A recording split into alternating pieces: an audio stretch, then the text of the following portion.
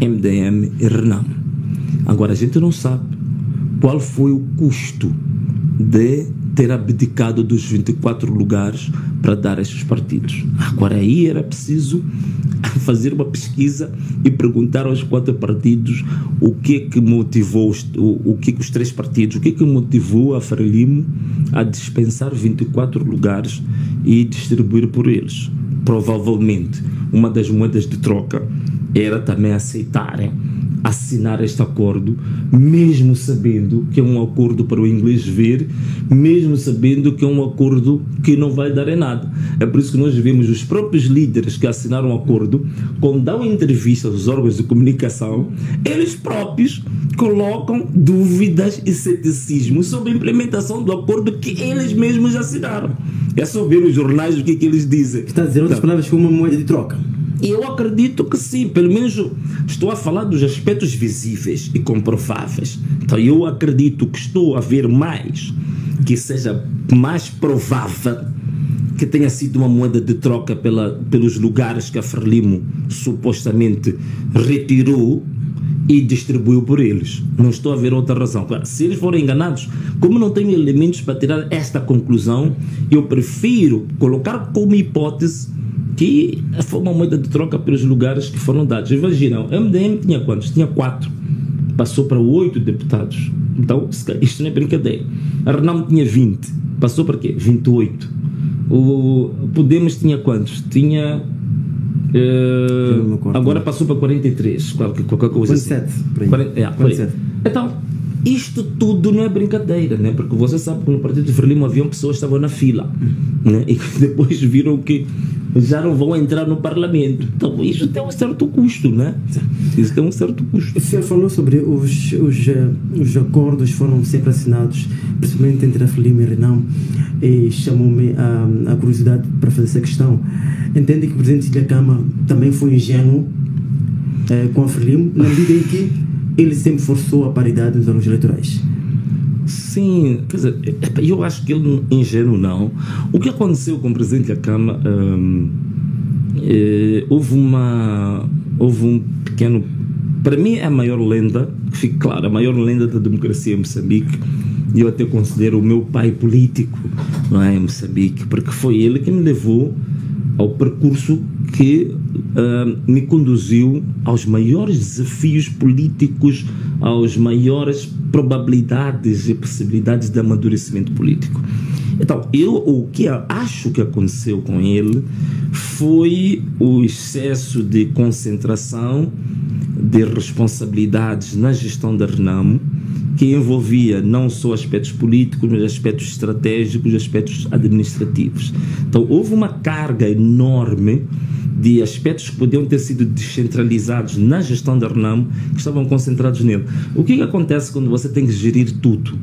A probabilidade de, em algumas decisões, não serem as mais eficientes é muito grande.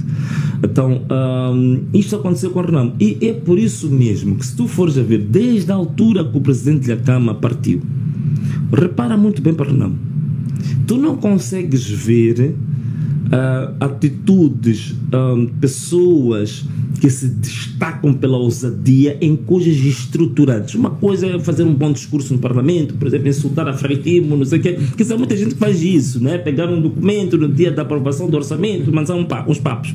Estou a falar de coisas estruturantes, coisas que venham para mudar, criar reformas digamos, significativas no país. Tu já não vês isso. Significa que o Câmara partiu, mas parece que dificilmente há pessoas que tenham pegado o testemunho e levar avante o legado que ele deixou. Minha questão, foi um erro ou não o Presidente da Câmara ter apostado nesta lógica de ter seus representantes nos órgãos eleitorais a dita paridade? Não, para aquele momento específico eu acho que não foi um erro.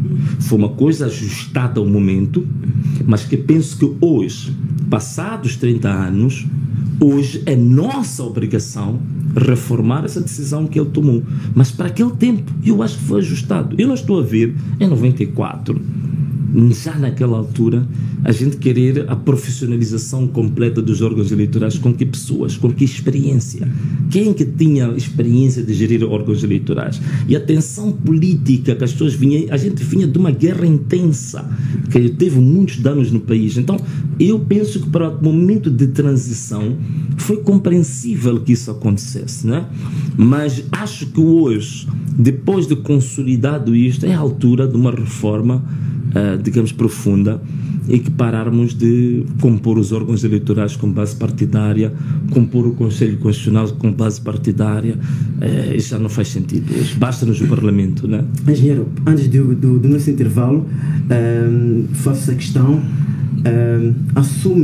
Há uma franja de sociedade que defende que o engenheiro tem o PIN da estabilidade do país.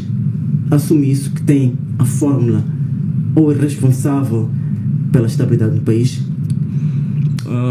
Não, quer dizer, não posso ter a pretensão de uma coisa dessas, né? Eu acho que sou, neste momento, uma pessoa relevante, não é? Uma pessoa relevante para a estabilidade, mas o PIN, neste momento, está com o povo moçambicano.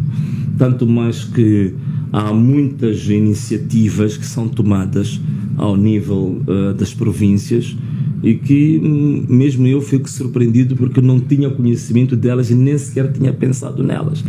Então, houve uma altura que provavelmente pudesse dizer que havia um comando,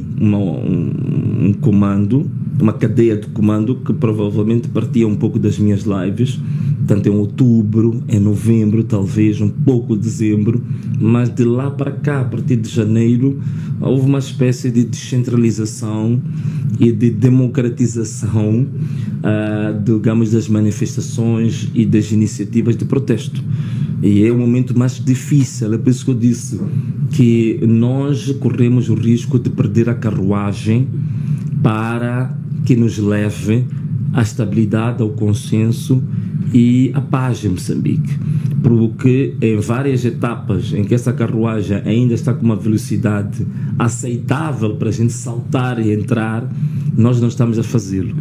Vamos querer fazê-lo quando a carruagem estiver na velocidade máxima, que ao tentar saltarmos e entrar na carruagem, a carruagem é capaz de nos esmagar e não conseguirmos lá entrar. Antes de irmos para o intervalo, entende que políticos como Armando Guebuza, como Joaquim Chissano, Graça Machel, têm o dever ou têm responsabilidades na situação em que o país está neste momento, na forma como a Frelimo está a lidar com este contexto político que o país está a atravessar?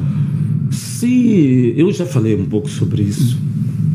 É uma pena pessoas desta dimensão, como a Mamã Graça, presidente Guebuza, presidente Chissano, que deveriam ser as reservas morais para os momentos de crise, para desempatarem. Quando os seus filhos estão a lutar, o papá, quando chega, faz o desempate, não é? Então, eles, em vez de fazer um desempate, em vez de serem árbitros, eles preferiram ser jogadores. Numa altura em que o dever já não os queria como jogadores, os queria como árbitros. Até se calhar os queria como vídeo-árbitros, né? Que tem uma dimensão ainda muito mais, a responsabilidade é maior. Então eles preferiram, neste momento, ainda se associar a uma visão partidocrata sobre o país. E isto prejudicou bastante o país. E o que está a acontecer é que eles, ao invés de manterem esta aura de pessoas que realmente são a grande, digamos assim, a reserva da moralidade, da ética, eles hoje estão a perder relevância. Estão a perder relevância, por isso que você encontra pessoas hoje, é muito comum até nas redes sociais, as pessoas a debocharem, falar mal do Chissano, falar mal da Graça Machel, falar mal do Guebuza, porque as pessoas notaram de que, afinal de contas, eles se converteram nesta fase